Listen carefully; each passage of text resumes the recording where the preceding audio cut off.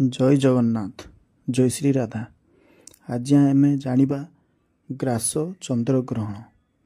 ଓଡ଼ିଆ ମାସ ଭାଦ୍ର 22 ଦିନ ରବିବାର, ଇନ୍ଦ୍ର ପୂର୍ଣ୍ଣିମା। ଭାଗବତ ଜନ୍ମ ଶ୍ରୀ ମନ୍ଦିରରେ ଇନ୍ଦ୍ର ଗୋବିନ୍ଦ ବନ୍ଦାପନା।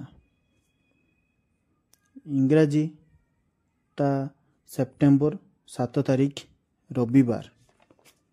ଚନ୍ଦ୍ରଗ୍ରହଣ ସ୍ପର୍ଶ ରାତ୍ରି 9:57। ନମିଳନ ରାତ୍ରି 11:01। ଗ୍ରହଣ ମଧ୍ୟରାତ୍ରି ଘଣ୍ଟା 11:42। ଉନ୍ମିଳନ ରାତ୍ରି ଘଣ୍ଟା 12:23। ସର୍ମମୋକ୍ଷ ରାତ୍ରି ଘଣ୍ଟା 1:27।